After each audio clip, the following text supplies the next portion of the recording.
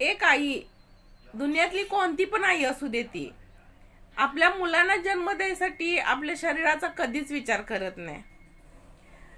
ज्यावेळी तिला त्रास होतो शारीरिक मानसिक, तरीही ती कधी विचार करत नाही, फक्त आपल्या मुलांचा विचार करते. आणि मुलाला जन्म देणं हे तिचं म्हणजे एक सगळ्यात मोठं आयुष्यातलं स्वप्न असतं. ज्यांना मुलं नाही त्यांना विचारा की त्यांना किती म्हणजे हे होतं, हर्ट होतं, किती दुःख होतं. कारण ज्यांना म्हणजे मुलं आहेत त्यांना त्याचा अभिमान वाटतो आणि वाटला पाहिजे, कारण ते खूप म्हणजे कष्ट घ्यायला लागतात मुलाला जन्म द्यायला. मुलं अशीच येत नाहीत. आणि इतकं सगळं करून मुलं काय करतात त्या आई बरोबर, तुम्ही विचार करा. मग मुलं मोठी होतात आणि काय आईला काय म्हणतात माहितीये, केलंच म्हणून काय झालं, जग करतंय म्हणून तू केलंस. तिच्या कष्टाचं 1-2 मिनिटात पाणी म्हणजे सगळं व्यर्थ जातं. ते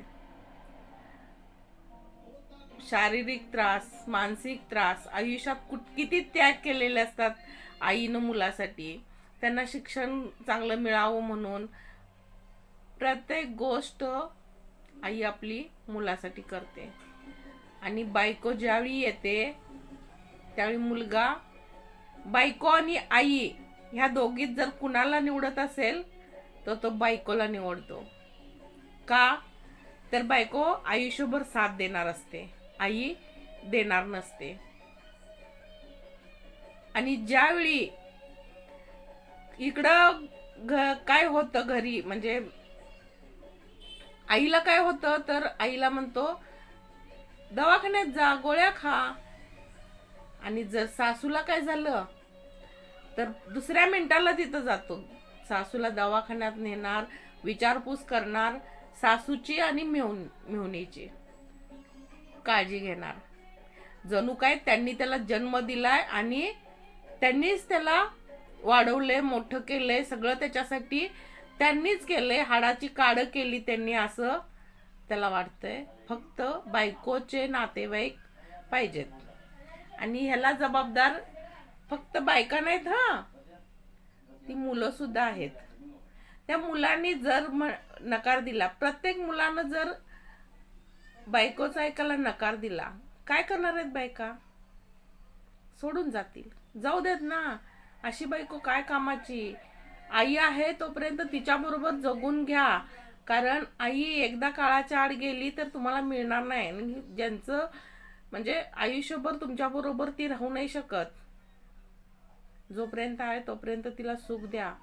ज्यांनी ज्यांनी आई वडिलांच्या डोळ्यात अश्रू आणले ना, ते कधीच सुखानं राहू शकत नाहीत. जर तुमची आई तुमच्यामुळं रडत असेल, तुमचे वडील तुमच्यामुळं रडत असतील, तर एक गोष्ट लक्षात ठेवा, तुम्ही आयुष्यात कधीच सुखी होऊ शकत नाही. किती जरी तुम्ही पैसा मिळवला, म्हणजे किती जरी तुम्ही प्रगती केली, तरी सुद्धा तुम्ही शून्य, झिरो. कारण तुम्ही एका आईला रडवताय, ते पण स्वतःच्या जन्म दिलेल्या आईला, जिनं तुम्हाला 9 महिने उदरात वागवलं. आणि वडिलांनी तुम्हाला तुमच्या प्रत्येक गोष्टीसाठी कष्ट केलेले असतात. त्यांच्या कष्टाची जाणीव ठेवा, नाहीतर तुमच्या आयुष्यात काहीच अर्थ नाही. त्याच्या दुप्पट तुम्हाला त्रास होणार. कारण देव उघड्या डोळ्यांनी बघत असतो. देव तुम्हाला वाटतंय, पण तो त्याच्या काठीत आवाज नाही होत, पण लागते मात्र जोरात बर का. त्याचा जो मार आहे तो आवाज करत नाही, पण जोरात लागतो. त्यामुळं आई वडिलांना दुखवू नका. जर बायको सोडून गेली तर जाऊ दे, राहा आई वडिलांबरोबर, काही होत नाही. अशा पण त्या राहणार नसत्यात ज्या असं आई वडिलांना तुमच्या बघत नाहीत, त्या बायका तशा पण राहणार नसत्यात. त्यामुळं फक्त आई वडिलांना म्हणजे सांभाळा. असेल चुकीचं कधी कधी माणूस, आणि अनुभवातून त्यांनी खूप सहन केलेलं असतंय. त्यामुळे एखादी गोष्ट होत असेल कधीतरी चुकी त्यांच्याकडून पण, म्हणून काय तीच गोष्ट तुम्ही किती चुका केलेल्या असतात लहानपणी, म्हणून त्यांनी तुम्हाला टाकून नाही दिलेलं. चुका केल्या म्हणून घराच्या बाहेर नाही काढलेलं, ते आठवा. चुका केल्यानंतर तुम्हाला त्यांनी समजून घेतलेलं आहे. त्यामुळं त्यांनी तुमची प्रत्येक चूक पोटात घातली. आणि तुम्ही काय करताय? लहानपण आणि म्हातारपण एकच असतं. आता त्यांना वय झालंय, त्यांच्या वयाप्रमाणे आता त्यांचं बालपण सुरू होतंय. जसं तुम्हाला त्यांनी हाताला धरून चालायला शिकवलं, तसं तुम्ही आता त्यांचा आधार बना, काठी बना म्हातारपणाची. त्यांना दुखवू नका. आयुष्यात प्रत्येक गोष्टीत म्हणजे सुख असेलच असं नाही. कितीही वाईट प्रसंग आले तरी आई वडिलांना सोडू नका. त्या वाईट प्रसंगात तुम्हाला ते आधारच देतील. तुम्ही किती जरी लांब असला तरी त्यांची काळजी त्यांनी देवाकडे एकच मागतील, माझा मुलगा माझी मुलगी सुखी राहू दे. दुसरं काहीच मागत नाहीत होते. त्यामुळं आई वडील सगळ्यात आधी, बायकोच्या आधी. बायको नंतर येते. आणि मुलींना पण माझे हात जोडून कळकळीची विनंती आहे, जसे तुमचे आई वडील आहेत तसे नवऱ्याचे आई वडील आहेत. त्यांच्यासाठी जर काही करता येत नसेल तर करू नका, पण तुमच्या नवऱ्याला त्यांच्यापासून तोडू नका. त्याला फक्त इतकंच म्हणा, तुझे आई वडील आहेत, तू कर, जरी तुम्हाला जमत नसेल तर.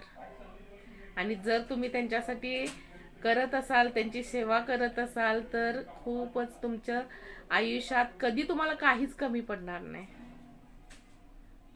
तुम्ही सगळ्यात सुखी जीवन जगाल. आयुष्यात तुम्हाला कोणत्या गोष्टीची कमतरता पडणार नाही. आणि हे अनुभवाचे बोल आहेत. अनुभव घ्या आणि मला कमेंट मध्ये सांगा. जी सून सासू सासऱ्यांना सांभाळते तिला कधीच आयुष्यात काहीच कमी पडत नाही. असू दे, त्यांनी तुमच्या विरोधात बोलले असतील, राग असतोय, काहीतरी होतंय, चुका सगळ्यांकडून होतात. त्यामुळं त्यांच्या चुकांवरती तुम्ही ठाम राहू नका की त्यांनी असं माझ्या बरोबर असे वागले तर मी पण त्यांच्या बरोबर अशी वागणार आहे. नका असं करू. आई वडिलांसारखं त्यांना पण समजा. त्यांच्यासाठी काही करता नाही आलं तर फक्त नवऱ्याला लांब नेऊ नका त्यांच्यापासून. त्यांच्या म्हणजे त्यांच्या मनाप्रमाणे जगा. तुमची मुलं तुम्हाला जपतील. आजकाल लोक घरात फोटो पण ठेवत नाहीत बघा. जर तुमची सासू किंवा सासरा वारला असेल तर सुना काय म्हणतात, त्यांचा फोटो घरात नको आहे. खूप खूप वेळा बघितलंय मी हे. त्यांना घरात फोटो ठेवायला पण लाज वाटते. करू नका असं, कारण तुमची मुलं बघत असतात हे सगळं. उद्या तुमचं पण मग तीच अवस्था होणार आहे. तुमच्यानंतर तुमची मुलं तुमचा फोटो ठेवणार नाहीत. म्हणून आहे तोपर्यंत काळजी घ्याच. नंतर तुम्ही पंचपक्वान्न जरी करून दिले, तुम्हाला वाटत असते की कावळा येऊन खातोय, कावळा वगैरे काही नसते. जोपर्यंत आहेत तोपर्यंत त्यांना खायला घाला. मेल्यानंतर काही उपयोग होत नाही. आणि त्यातून तुम्हाला वाटत असेल की आम्ही पुण्य कमवतोय, तर बिलकुल नाही. तुमची मुलं बघून तुमचं शिकत असतात. व्हिडिओ आवडला तर लाईक करा, कमेंट करा आणि फॉलो करायला विसरू नका.